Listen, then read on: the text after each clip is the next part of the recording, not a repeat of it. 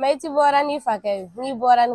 kamele ma waji ma fɛtira iti bora sira mɔgɔ wa mina tila de tɛ olu ka ca kɔni san tranelo a bɛna gba dɛ ni man fɛrɛ bɔ nti bɔ ni ye 31 su o kalo lo bɔra ten sungurudenw fɛ kamele de ma waji mɔgɔ ma tila ka bɔ n'a ye parce que i abien tɛ samara ma san fani ma san foyi ma kɛ quoi a tɛ se sunguruninw ka 31 wari o kɔni tɛ wajibi ye Abdul Tiem Tore fɛ ne bɛ yɛrɛ ta charge la cogo ma a fɛnɛ kɛ ka se k'o kɛ quoi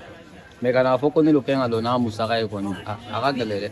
ni kuma ma bɛn fiyewu Barakisɛ ɲanu tulo la maiti bora ni fakɛ ni bora ni kamele de kan ka wari ni kamele ma waji ma fɛtira iti bora Jean Paul ka kundilan wari bɔ Siriki ka samara san Bilali ka fini dita ka dumu yɛrɛ ka tunu o bɛɛ b'a kɔnɔ sira mɔgɔ wa mina tila de tɛ olu ka ca kɔni san ma bi fɔlɔ ni y'a wele a tɛ appel ta a ka kuma yɛrɛ ka ca kɔnɔ o janfa n'a ɲɔgɔnna sugu o ye dɔw ɲɛ yɛlɛ I b'a ye kamele bɛ wari envoyer ka d'a ma a ka dun ni kamele wɛrɛ wele kelen kɛ saba o e bɛ n'o se tɔgɔsi o kɛlɛ tɛ dɔgɔya Bobo dugu kɔnɔna na san o san o ko kelen de u bɛ sunguruden caman lo kun bɛ dugu kɔnɔ u b'u ka perikiw bɔsiw la u b'u senna samaraw bɔsiw la yala wajibi lo cɛ ka janvier fɛrɛbɔ kɛ muso ye wa cɛ mugan cɛ ma ne min 100% ka ko kɛ ka da muso ma ne a tɛ tɛmɛ cɛ 2 yɛrɛ kan ni wagati filɛ dɛ wɔyɔ tuma lo cɛ ni muso cɛ